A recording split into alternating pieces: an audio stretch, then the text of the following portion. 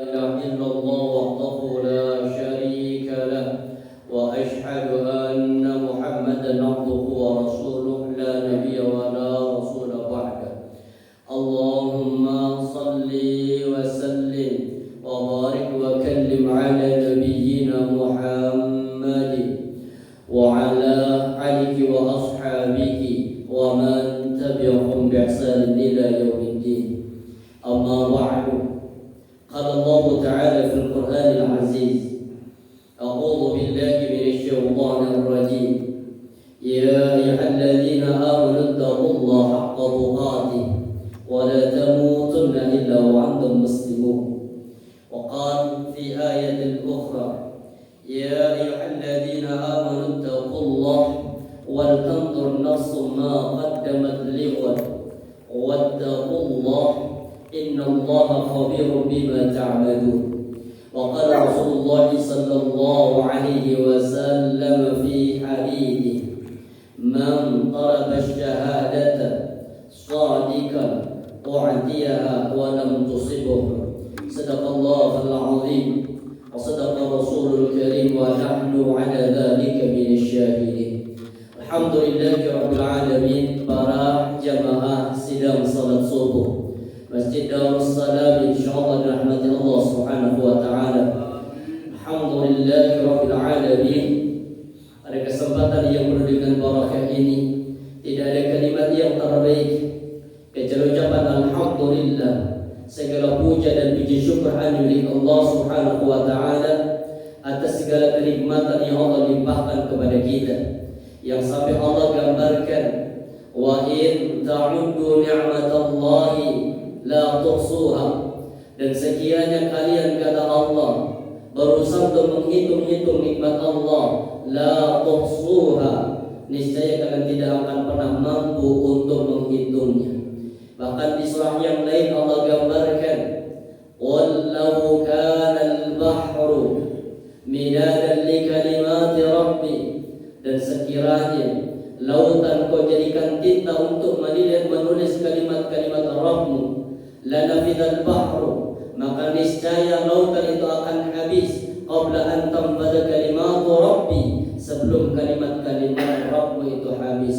Walau ji'na bimithlihi madada, bahkan seandainya Allah tambahkan lautan dengan jumlah yang sama, tidak akan pernah mampu untuk menulis kalimat-kalimat Allah Subhanahu wa taala.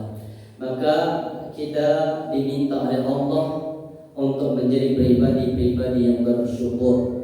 Wa qalilun min ibadiyasy syakur, tapi sedikit dari hamba-hambaku kata Allah yang masuk kategori orang yang bersyukur kepada Allah.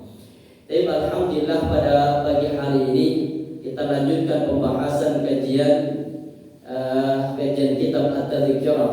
Kita sampai kepada bab memilih tempat untuk menguburkan jenazah. Rasulullah SAW mengingatkan kepada kita dalam satu hadis riwayat Al-Bukhari dan Muslim tentang dilarangnya seorang muslim untuk minta kematian. Rasulullah tegas mengatakan la yatamannayanna ahadun minkumul mauta lidurrin nazala bih.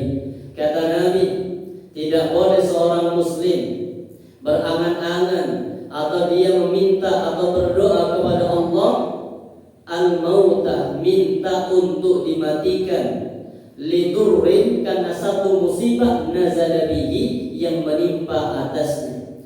Artinya seorang muslim itu ketika Allah uji barangkali dengan penyakit, maka tidak boleh seorang muslim itu berangan-angan dengan kematian. Ada banyak orang yang kadang ketika punya masalah, mungkin hutang menumpuk atau mungkin masalah yang gak kelar-kelar, apa yang sering kalimat keluar? Kayaknya lebih baik mati. Jadi gak boleh seorang muslim itu berangan-angan. Itu susah gampang ya. Jadi benar. Kenapa? Karena kematian itu bukan solusi. Justru mati itu adalah apa? Menunjukkan masuk kepada pintu kehidupan yang abadi. Makanya ketika Utsman bin Affan ditegur, kenapa engkau menangis gara-gara kubur? Apa kata beliau? Aku teringat ungkapan Rasulullah di hadis dari Tirmidzi. Maka Utsman mengatakan membaca hadis Nabi, innal qabra awwalu manazil akhirah. Sesungguhnya kuburan itu adalah pintu utama memasuki kehidupan akhirat. Faman naja, maka barang siapa yang sukses ketika berada di dalam kubur, fama ba'dahu aisar minhu, maka perjalanan setelahnya akan lebih mudah. Tapi enggak boleh seorang muslim minta mati, apalagi gara-gara pinjaman online. Justru ketika pinjaman online kemudian minta mati, kematian itu justru memberatkan. Kenapa?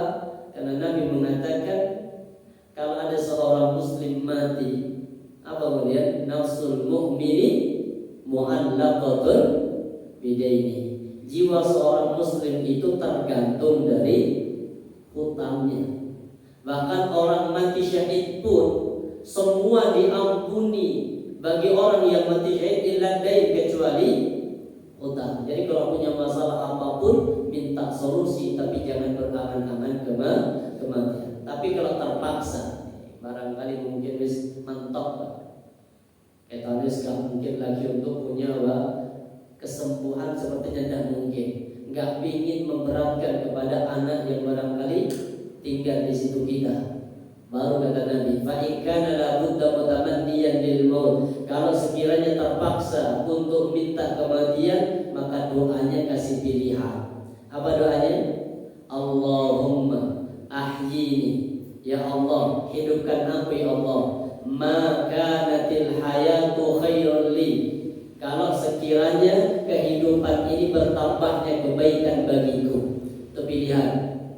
Wa tawaffani, dan wafatkan aku ya Allah, in kanatil wafatu khairul li, jika wafat itu memang wafat itu merupakan terbaik untukku, baru boleh.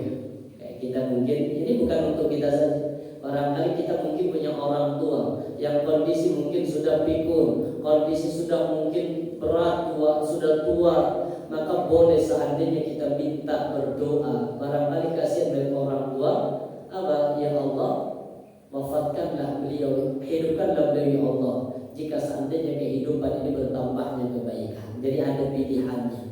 Cuma kalau kita disingkat dengan apa? Ya Allah, minta yang terbaik.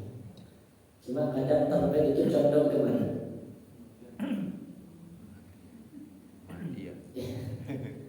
Ibunya masuk rumah sakit, ulang balik, apa di telepon katanya, Yusyo, ikhlaskan, minta doa yang terbaik. Kalau minta doa terbaiknya kita itu kayak tadi yang terbaik memang. Maka kasih pilihan. Pilihan apa? Pilihan hidup. Kenapa nggak boleh minta mati? Karena bagi seorang muslim ini ada doa yang kita mungkin sudah sering baca doa ini. Itu dahsyat doanya. Dibaca kalau nggak salah Muslim apa Al-Bukhari. Ada di dalam doa khatmil Quran. Allahumma aslih lana dinana alladhi huwa ismatu amrina. Sering baca doa ini. Ini ada satu kali doa tapi langsung minta 5. Makanya kalau yang paling bagus itu doa, satu rangkaian doa tapi include di dalamnya. Yang paling bagus pertama, Allahumma inna nas'aluka salamatan. Nah, kalau ini contoh, ada 11 yang kita minta, satu kali doa, itu aja dengan baca itu doa aja sudah cukup. Tapi kan kita ditambahin dengan yang ini 5 bagus. Allahumma aslih lana dinana. Ya Allah, perbaiki untuk kami ya Allah dinana, agama kami.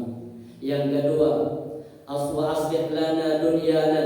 Ya Allah, perbaiki kehidupan dunia kami ya Allah. Yang ketiga, wa aslih lana akhiratana, perbaiki ya Allah bekal kehidupan kami nanti di akhirat. Yang keempat, waj'alil hayata ziyadatan lana min kulli khair ya Allah, jadikan kebaikan kehidupanku ya Allah bertambahnya kebaikan untukku. Artinya bertambahnya umur, bertambahnya kebaikan. Dan yang terakhir, waj'alil mauta, dan jadikan kematianku ya Allah rohatan, istirahat, min kulli syarrin, dari semua keburukan yang pernah kami lakukan. Artinya jangan sampai aku mati tapi masih membawa dosa jariah. Kemudian Kalau pilihannya memang nggak boleh minta diwafatkan, tapi boleh minta mati dalam kondisi yang husnul khatimah. Bukan minta dimatikan, tapi minta mati dalam kondisi yang terbaik. Bahasa sekarang apa? Memilih model kematian. Kita ambil contoh. Rasulullah mengatakan dalam satu hadis, dan ini benar-benar dipraktikkan sama Umar bin Khattab. Kata Nabi, man talaba syahadata shadiqah, barang siapa, kata Rasulullah, yang dia meminta kepada Allah mati syahid shadiqan, dengan jujur, benar-benar pengen mati syahid, u'tiyaha, maka dia akan diberikannya oleh Allah walau lam tusibhu, walaupun dia tidak terkena kesyahidan. Artinya orang yang berdoa minta mati syahid, maka Allah akan ijabahi mati syahidnya walaupun mungkin matinya tidak dalam kondisi syahid. Artinya orang yang minta mati syahid pahalanya setara dengan orang yang mati syahid walaupun kenyataannya tidak mati syahid. Hadis yang kedua, man sa'alallaha syahadata bisidqin ballaghallahu manazil as-syuhada wa in mata 'ala firashi. Kata Nabi, kalau engkau berdoa kepada Allah minta mati syahid dengan benar-benar ingin mati syahid, ballaghallahu, Allah akan mencapaikan manazil syuhada, posisi mati syahid, wa in mata 'ala firashi, walaupun kenyataannya dia mati di atas kasur. Sudah sering minta mati syahid? Ya. Kalau ini pilih, ini doanya Umar bin Khattab. Ini bagus banget, ini sahih dari Bukhari. Allahumma rzuqni syahadatan fi sabilika. Ya Allah, anugerahkan kepadaku ya Allah rezeki mati syahid. Yang kedua, ini kalau mau, kalau ingin mati di Madinah, waj'al mauti fi biladi Rasulika sallallahu alaihi wasallam. Dua-dua ini bertentangan sebenarnya. Kalau di zaman Khalifah Umar, di zaman Khalifah Umar atau Amirul Mukminin, itu dikenal dengan apa? Futuhat al-Islamiyah, pembukaan lebar-lebar apa? Kekuasaan Islam. Artinya kota Madinah adalah kota yang paling aman. Tidak ada satupun negara yang berani untuk menyerang kota Madinah. Karena tidak diberani, maka Umar bin Khattab mengutus pasukan besar untuk Futuhat al-Islamiyah, memperlebar dakwah Islam yang sampai ke daerah Mesir. Maka kemudian, tapi tetap doanya Umar masih sama. Ya Allah, kami ingin mati syahid, tapi mati syahidnya di negara Madinah. Sahabat itu ketika mendengar Umar, kalau doamu seperti ini nih apa? Gak nyambung. Kalau pengen mati syahid jangan di sini. Di mana? Di perang. Ayo berangkat ke Mesir. Tapi kan khalifah. Maka kemudian ternyata kekuatan doa itu dahsyat. Makanya Nabi mengatakan jangan pernah remehkan doa seorang muslim. Kalau tidak diijabah sekarang minimal ada satu di antara tiga yang Allah akan berikan kepada orang yang berdoa. Apa kata Nabi? Ma min muslimin yad'u bi da'watin laisa fiha ithmun wa la qati'atur rahim. Kata Nabi, tidaklah ada seorang muslim yang dia berdoa kepada Allah dengan doa, syaratnya dua. Laisa fiha ithmun, yang dalam doa ini tidak ada unsur dosa, wa la qati'atur rahim, dan tidak ada unsur pemutus silaturahim, illa Allah ihda min talatin, kecuali Allah akan memberikan salah satu di antara tiga. Jadi nggak ada doa yang sia-sia. Seorang muslim rugi doa, kenapa nggak pernah dijawab oleh Allah? Nggak. Allah akan berikan satu di antara tiga. Apa satu di antara tiga? Pertama, Rasulullah mengatakan imma an tu'ajjil lahu da'wata, bisa jadi Allah menyegerakan, mengijabahi doamu. Bisa jadi. Barangkali mungkin dengan merasain dulu ingin, ya Allah, saya ingin pensiun, punya rumah dekat dengan masjid. Allah ijabahi. Atau mungkin, ya Allah, saya ingin punya pekerjaan yang tidak mengganggu ibadah salat. Allah ijabahi. Atau mungkin, ya Allah, saya ingin punya istri yang salihah, ya Allah,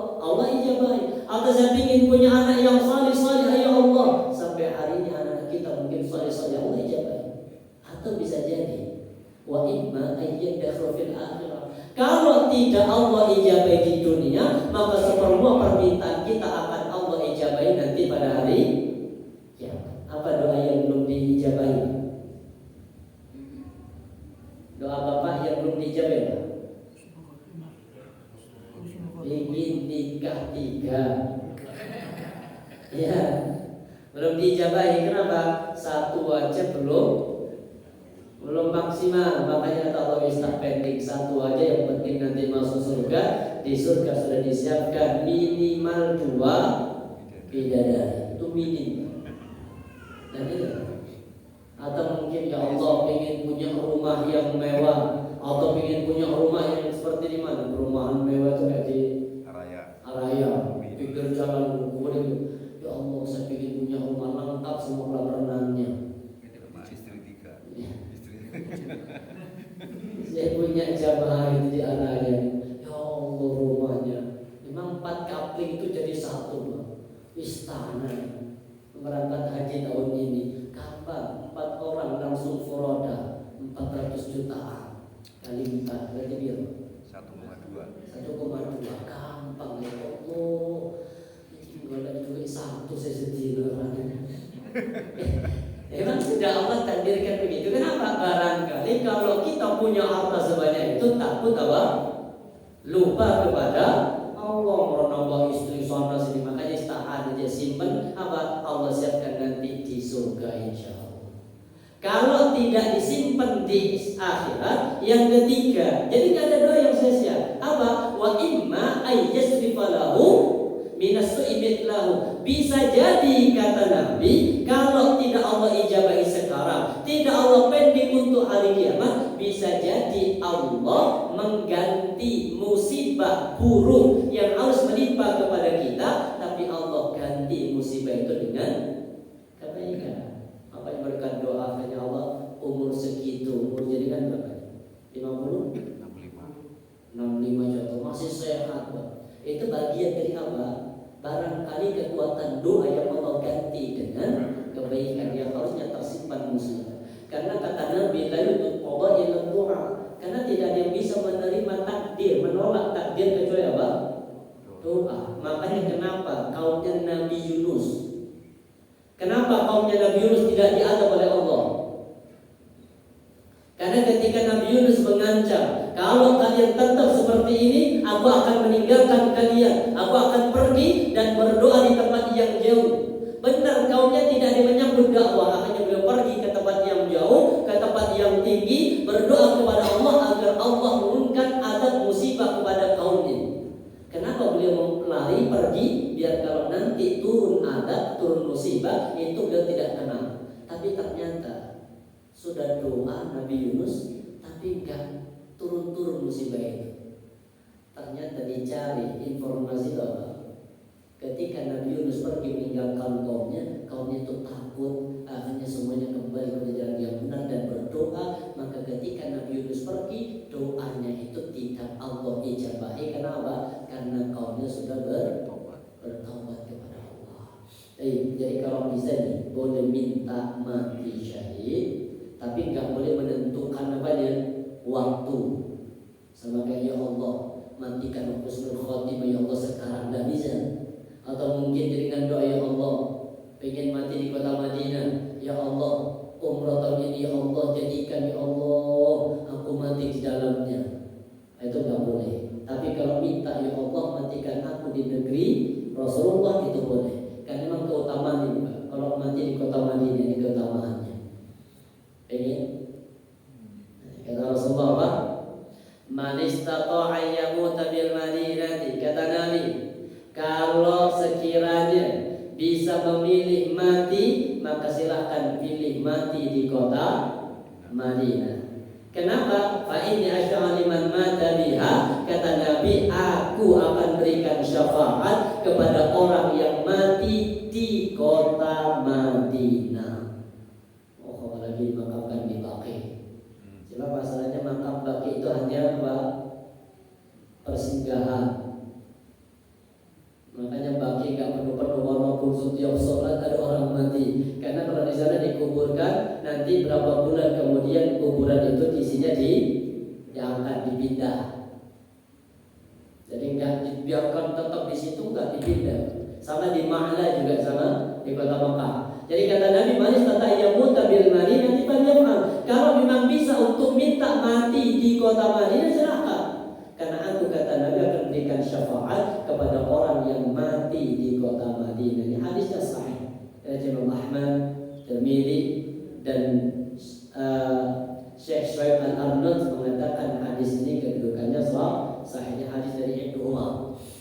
Tapi kita sadar, dikata Allah di dalam surah Luqman, wa ma tadri nafsun bi ayyi ardin tamut. Dan kita enggak tahu di bumi mana kita akan mati. Tapi kan tetap berdoa kepada Allah. Allah yang tahu posisi nanti di mana kita akan mati. Kalau seandainya boleh memilih, maka kita memilih 3 tempat yang paling utama.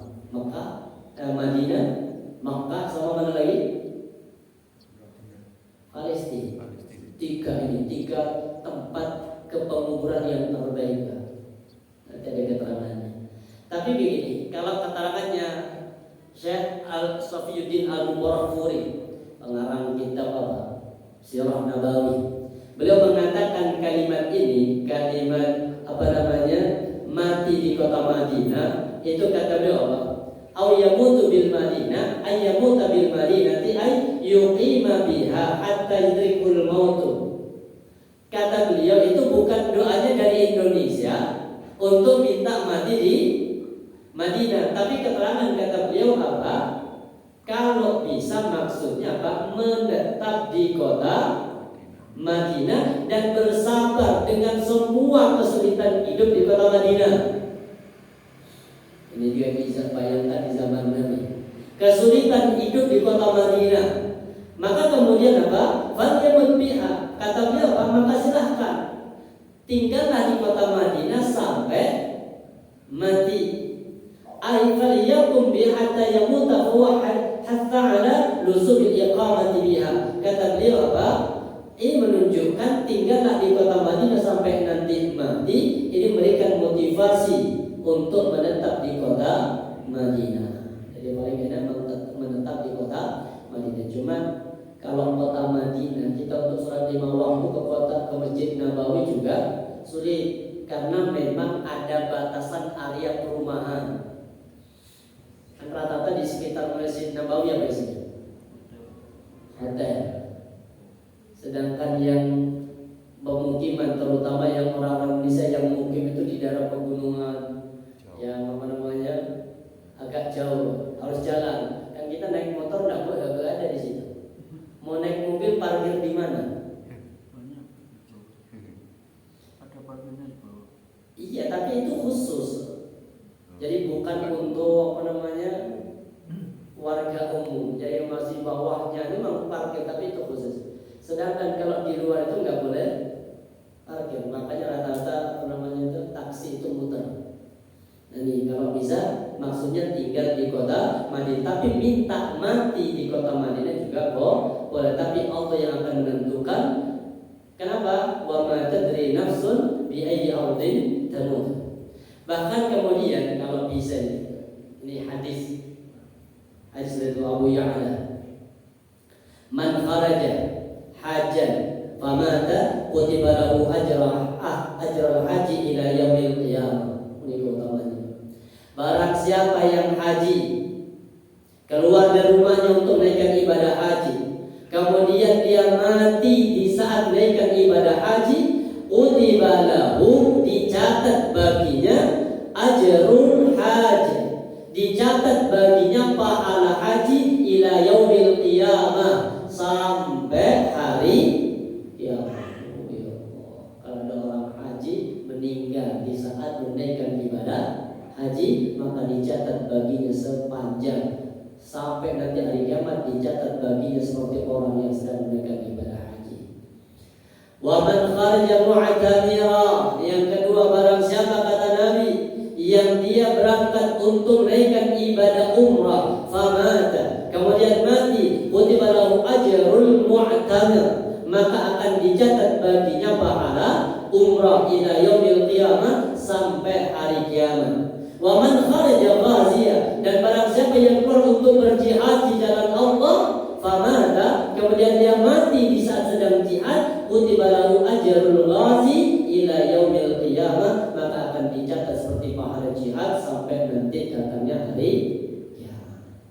Kemudian jadi intinya kalau bisa memang ingin mati di tempat yang terbaik. Syekh Ibnu Hajar Al-Haythami beliau mengatakan, wa fil majmu' yasunnu tanliyahu bi biladin syarifin ay Makkatin aw Madinatin aw Baitul Maqdis. Kata beliau dalam kitab Majmu', disunnahkan mengharap kematian di 3 tempat. Mana 3 tempat? Makkah, dikuburkan di mana? Ma'la. Kemudian Madinah, dan yang terakhir apa? Baitul Maqdis. Wa yanbaghi ayyul haqq ayyul hiqq biha mahalus salihin, dan ini juga yang penting. Karena 3 tempat ini adalah kuburannya orang-orang yang saleh. Makanya kalau kata mazhabnya Syafi'i, tidak boleh seorang muslim dikuburkan bergandengan dengan orang kafir. Ini kata Imam An-Nawawi. Imam An-Nawawi mengatakan, ittafaqal ashabuna, di Imam An-Nawawi di pengarang mazhabnya Syafi'i. Beliau mengatakan apa? Ittafaqa ashabuna, kami para mazhab Syafi'i itu bersepakat rahimahullah ala annahu la yufdanul muslimun fi maqbarati kufar. Kami, kata Imam An-Nawawi, mazhab Syafi'i bersepakat tidak boleh seorang muslim dikuburkan di kuburan orang kafir. Kemudian wala kafir fi maqbarati muslimin, dan juga sama tidak boleh seorang kafir dikuburkan di kuburan kaum muslimin. Kalau di sini di mana? Kuburan dari sini mana? Andia, muslim khusus. Bagus. Jangan disamaan umum. Ada kafirnya juga. Satu komplek itu. Kalau kata mazhab Syafi'i, beliau mengatakan apa? Tidak boleh. Dalam fatwa yang lain, fa'lam annahu la yajuzu dafnul muslimin fi maqabril musyrikin walal aqs. Kata beliau, tidak boleh seorang muslim dikuburkan di kuburan kaum kafir, sebuah kata likal aqs, dan begitu juga sebaliknya. Bittifaqil fuqaha, sesuai dengan kesepakatan fuqaha, kesepakatan para ahli fiqh. Illa fi halati darurati al-qasri, kecuali dalam kondisi darurat, daruriyah. Ini kata beliau apa? Al-qasri, yang mendesak. Jadi nggak ada lagi tempat kuburan kecuali hanya itu, maka itu diperbolehkan. Tapi kondisi apa? Darurat. Ka'anna la yakuna lahu makana fi ghairi wa la yumkinuna naqilahu ila makan akhar. Maka kata beliau, tidak ada di tempat yang bisa untuk dimakamkan sebagai seorang muslim, ataupun gak mungkin lagi untuk dipindah dari penguburan kaum musyrikin. Maka silakan, itu masih diperbolehkan, tapi dengan kondisi daruriyah. Makanya kalau bisa kayak Manarul itu punya ide apa? Beli tanah khusus pemakaman apa? Jamaah Manarul. Bagus. Nah, siapa tahu nanti di sini khusus jamaah Darussalam. Jadi masalahnya sekarang beli tanah itu, kapan beli tanahnya? Masalahnya kadang warga sekitar nggak siap kalau tanah itu dijadikan sebagai kuburan, itu jadi masalah. Padahal kalau di Madura, kuburan di Madura rata-rata itu dekat rumahnya, di tanahnya sendiri. Karena itu sunnah. Makanya haram hukumnya kalau ada orang dikuburkan di kuburan umum kemudian dikicing, itu haram. Kenapa haram? Karena ketika sudah dikicing seolah-olah tanah itu milik dia, padahal itu bukan milik dia, milik siapa? Umum. Seandainya nanti bumi ini sudah penuh, maka kalau dikicing kan nggak bisa lagi untuk digali, karena itu milik Maka kalau di Madura itu rata-rata ya di tangannya sendiri. Makanya setiap tanah itu ada kuburan. Ya kan sampai 1, 2. Daerah Baran. Ya. Jadi kalau di rumah saya juga sama, tanahnya sendiri. Tapi banyak orang yang minta numpang, nggak masalah selama masih cukup. Tapi DP-nya yang minta itu yang masih punya hubungan apa?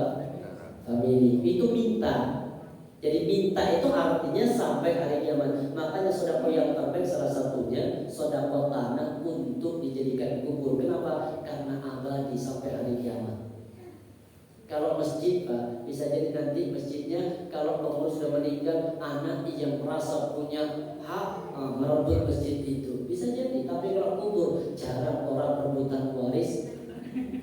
Tanah kubur itu jarang. Tapi kalau masjid banyak orang sedikit. Banyak. Bahkan di dekat rumah saya di Madura itu sampai dirubuhkan masjid. Ya kenapa? Karena ahli warisnya itu menuntut aku harus yang jadi imam, aku harus jadi pengurus, pokoknya aku. Timbangannya rame karena emang bapaknya yang dulu mewakafkan tanahnya. Timbang rame, apanya Robokan. Apanya bikin masjid berdekatan. NU sama Muhammadiyah. Karena kalau di Madura NU Muhammad itu bukan organisasi, agama. Jadi orang Madura itu 99% agamanya NU. Terus yang 1% agama Muhammadiyah. Alhamdulillah. Jadi kalau bisa minta, contoh nih, bagaimana permintaannya Nabi Musa. Ini hadisnya sahih. Jadi kan nanti buka di dalam kitab kisah nubuah dari Nabi. Ja'a malakul maut ila Musa. Datang malaikat maut kepada Nabi Musa. Faqala lahu ajib rabbaka. Faqala falatama Musa alaihissalam. Faqala lahu, malaikat itu mengatakan ajib rabbaka. Jawablah panggilan Rabbmu. Falatama Musa alaihissalam aina malakin al-mauti fafaqaha. Jadi Nabi Musa itu pulang ke rumah, tiba-tiba di dalam kamar itu ada sosok laki-laki sambil berkata apa? Penuhi jawaban panggilan Rabb. Nabi Musa itu tersinggung. Kenapa di kamarnya ada orang masuk tanpa izin? Fala tawba Musa alaihissalam aina malakin. Maka Nabi Musa itu menampar mata malaikat maut. Fafaqaha. Maka kedua mata malaikat maut itu keluar dari tempatnya. Malaikat maut itu ditambah. Coba aja nanti contoh Nabi Musa. Ya ini sahih. Akhirnya keluar mata itu, 2 mata keluar. Qala faraja al-malak ila Allah Ta'ala. Kemudian malaikat balik ketemu kepada Allah. Apa? Innaka arsaltani ila 'abdin laka la yuridul maut. Ya Rabb, engkau utus aku ya Rabb kepada orang yang enggak mau mati. Salah tempat ya Rabb. Ya Allah, Nabi Musa memang. Cuma beliau itu bukan mukul malaikat mautnya. Yang beliau pukul itu apa? Orang laki-laki masuk ke dalam kamar. Sama kayak jenengan punya kamar, kita punya kamar sama istri. Tiba-tiba ada orang lain, laki-laki sudah berada di dalam kamar. Gimana sikap kita sebagai seorang laki-laki? Ya marah, kenapa? Gak mungkin nanti. Jadi gak tahu lagi malaikat maut. Baru tahunya setelah balik lagi yang kedua. Akhirnya balik kepada Allah. Kemudian apa? Waqad faqa'a aini. Lihat ya Allah, kedua mataku lepas dari apa? Dari tempat jadi kita malaikat. Faqala faradallahu ila ilai. Kemudian Allah mengembalikan kedua matanya. Wa qala irji ila 'abdi. Kembali kamu kepada hambaku. Faqul al hayatu turid. Tanya Allah, lek pengin urip, pengin kehidupan abadi atau pengin panjang umur. Fa in kunta turidul hayata fa yadaka ala matni taurin. Kata malaikat, nanti Allah ngomong, wahai malaikat, balik lagi ya, sampaikan kepada hambaku. Kalau dia ingin kehidupan, suruh tempelkan tangannya di bulu unta atau di bulu sapi, tempelkan tangannya. Fama tawarat yaduka min sya'ratin fa innaka ta'ishu biha sanatan. Maka semua bulu yang tertutupi oleh tangannya itu bagian tambahan tahun untuk Nabi Musa. Kira-kira berapa tutup tangan. Nabi Musa nampak malaikat aja keluar ini. Mungkin contoh 1000 bulu, maka akan ditambahkan 1000 tahun lagi hidupnya. Kemudian apa? Kemudian fama tawarat yaduka min syaratin fa innaka ta'idu sanatan. Qala thumma ma. Kemudian apa? Qala thumma tamut. Ya mari bunuh ya mati. Artinya setelah ditempelkan tanganmu ke bulu unta atau bulu sapi, nanti 1000 tahun contoh. Setelah itu apa setelah 1000 tahun? Ya mati juga. Maka kata Nabi Musa, qala fal'an min qaribin bisa ya sing mati bisa. Nah, ini hebatnya Nabi Musa. Kalau kita diminta mau meninggal sekarang apa ben-bennya? Jawaban kita pasti pilih apa? Ben-ben aja. Gak jawab kenapa? Karena bayangan kita Pak, ya Allah kok kasih gak cukup, anak si kecil, banyak lagi pikiran. Tapi Nabi Musa katakan apa? Padahal dikasih pilihan Pak, tempelkan tangannya, akan Allah tambahkan umur. Tapi kemudian apa? Tapi kalau setelah itu mati sudah sekarang aja. Fal'an sekarang min qarib Rabbi amitni minal ardil muqaddasah. Cuma satu minta begini, ya Allah, dekatkan ya Allah kematianku ke tanah yang muqaddasah, tanah yang disucikan, yang dikenal dengan apa? Baitul Maqdis. Apa? Ramyatan bihajarin. Ramyatan bihajar, satu lemparan batu. Contoh mungkin gini.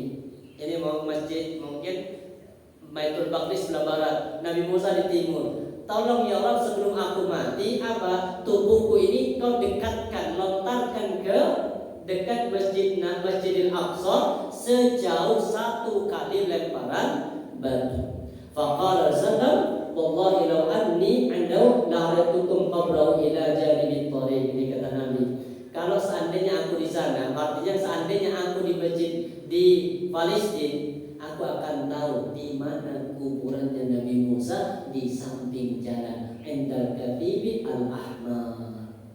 Jadi yang tahu kuburannya Nabi Musa siapa?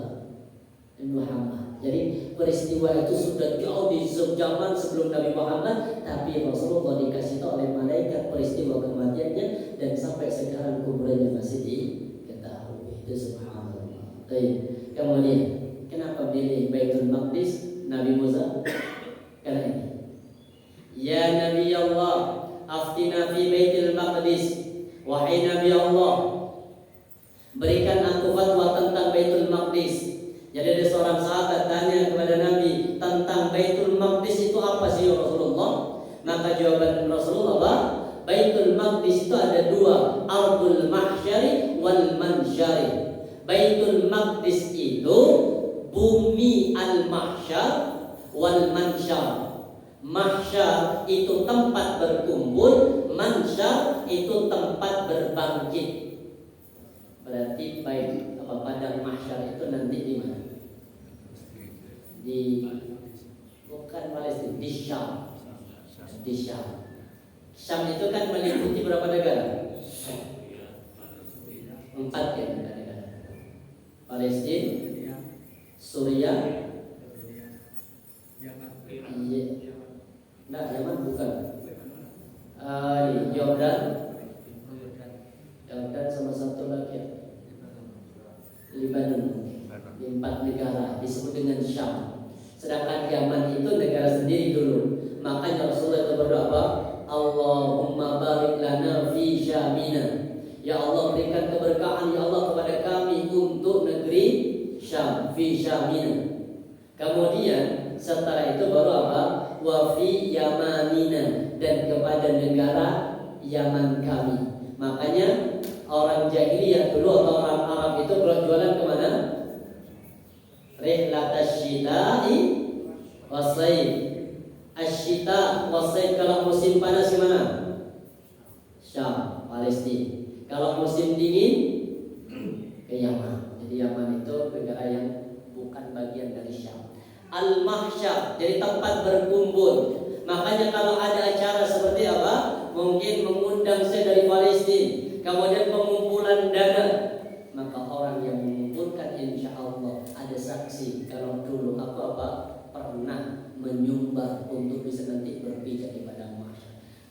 padang mahsyar. Makanya Nabi ketika Nabi Sulaiman membangun Masjidil Aqsa, Masjidil Aqsa dibangun. Apa kata Nabi Sulaiman? Beliau berdoa di antara 3 doa itu. Yang paling indah apa? Ya Allah, jangan ada orang yang keluar dari Masjidil Aqsa ya Allah. Orang yang berangkat untuk sholat jangan sampai ada yang keluar ya Allah kecuali dosa-dosanya sudah diampuni oleh Allah. Itu doanya Nabi Sulaiman. Maka berkata Rasulullah, aku mengira itu doa sudah diijabah. Artinya orang yang sholat di situ itu dosanya diampuni oleh Allah. Ditanya oleh istri-istri Nabi apa Aisyah, saya lupa. Tanya kepada Rasulullah, ya Rasulullah, bagaimana dengan orang yang enggak bisa ke sana? Biar mendapatkan di antara doanya Nabi Sulaiman. Bagaimana orang yang tidak bisa ke sana? Apa kata Nabi? Engkau mengusap dinding Masjidil Aqsa dengan parfum itu sudah setara dengan orang yang sholat di dalamnya. Maksudnya apa? Kata Nabi, orang yang nyumbang untuk mempertahankan, membela Palestina, memberikan hartanya di jalan Allah untuk saudara-saudari Palestina, ketika menegakkan menjaga Baitul Maqdis itu taubatnya seperti orang yang sedang sholat di Masjid Al-Aqsa. Jadi 3 tempat kalau ingin mati, Mekah, Madinah sama Baitul Aqsa. Kemudian juga ini tidak kalah pentingnya nih, yastahabu aidan adafnu fi ma qadara fi isalihun. Kalau bisa minta untuk dikuburkan di tempat yang banyak orang-orang yang salih. Kalau bisa nanti jaringan pesan, aku udah iso kuburkan di sini, boleh? Ya, kenapa? Di situ ada kuburannya orang-orang yang salih. Ini bagian kalau bisa. Kenapa? Litanalahu barakatihi, untuk mendapatkan keberkahan dari kuburannya orang-orang yang saleh. Walidzalika iltamasa Umar adabnu 'inda sahibaihi, seperti Umar bin Khattab minta kepada siapa? Aisyah untuk dikuburkan di samping 2 sahabatnya. Padahal itu kan jatahnya siapa? Jatahnya Aisyah, kuburannya Umar bin Khattab. Itu jatahnya Aisyah, karena memang itu apanya? Rumahnya Rasulullah. Maka kalau lihat bagian rumahnya Nabi itu hanya apa? Di kamar ruang tamu itu aja, karena memang sederhana. Kemudian ketika Rasulullah wafat dikuburkan di situ, Aisyah pindah tidurnya ke sebelah ke kamar. Tapi tetap belum dikasih tirai, belum dikasih apa namanya? Gorden, belum ditutup. Ketika bapaknya meninggal minta dikuburkan di situ, Aisyah menguburkan dan nggak dikasih tutup juga. Baru ketika Umar bin Khattab, karena Umar dengan Aisyah itu tidak ada hubungan apa? Nasabiah. Maka ketika Umar meninggal minta dikuburkan di situ, Aisyah mengizinkan. Makanya Aisyah dipindah ke Baqi. Maka sejak Umar dimakamkan di situ, maka kemudian baru dikasih tabir. Kalau nanti dengan meninggal pesan pada istri, tolong nanti kalau aku meninggal kuburkan di belakang saja, tidak usah di sama. Kuburkan di mana? Di rumah belakangnya, kan kayaknya ada apa di belakang? Ada taman kan, minta kuburkan di situ. Insya Allah, kakek. Kira-kira ibu kalau suami pesan begitu mau? Nah kan bayangin, rumahnya suami yang beli. Duitnya duit dari suami. Ketika suami minta, wis tidak usah di kamar, barangkali takut, taruh di taman belakang saja, wis. Insya Allah. Aneh-aneh ya. Aman. Padahal takut Ustaz. Kenapa ketika hidup kok nggak takut? Ngasih uang. Ketika mati baru takut. Padahal Aisyah itu ketika meninggal, Rasulullah meninggal tetap di situ, tidur di situ, nggak pindah. Bahkan ketika Abu Bakar meninggal tetap di situ, Umar meninggal tetap di situ. Hanya dikasih tabir saja. Kenapa? Karena Umar sudah bukan mahram. Itu yang dilakukan oleh Aisyah. Jadi kalau bisa di mana minta mati di tempat yang terbaik. Tapi intinya ini kalau kata Salman Al Farisi belum mengatakan innal ardha la tuqaddisu ahada Sesungguhnya bumi itu tidak akan menjadikan seorang menjadi suci. Orang nggak pernah sholat meninggalnya di Masjid Nabawi atau mungkin di Makkah atau di Madinah atau mungkin di Baitul Maqdis, tetap walaupun dikuburkan di tanah suci, Pak. Orang yang kalau nggak pernah sholat ya nggak akan suci juga. Wa inna ma yuqaddisul insana 'amaluhu, akan tetap yang menjadikan orang itu suci itu karena apanya? Karena amalnya. Jadi kembali jangan hanya berharap meninggal di sana, sedangkan amal tidak menunjang untuk bisa sampai di situ. Maka minta kepada Allah dengan doa, tapi jangan lupa kemudian perbaiki amal kita. Karena yang akan menentukan endingnya model kematian itu kan tergantung dari kebiasaan yang sudah kita bangun. Makanya kaidah, dan ini ada di dalam tafsir Ibnu Katsir ketika menafsirkan ayat apa? Wala tamutunna illa wa antum muslimun, dan jangan sekali-kali kalian mati kecuali mati dalam kondisi muslim. Itu surga. Enggak punya. Bunyi cuma Rusak. Maaf aja enggak punya.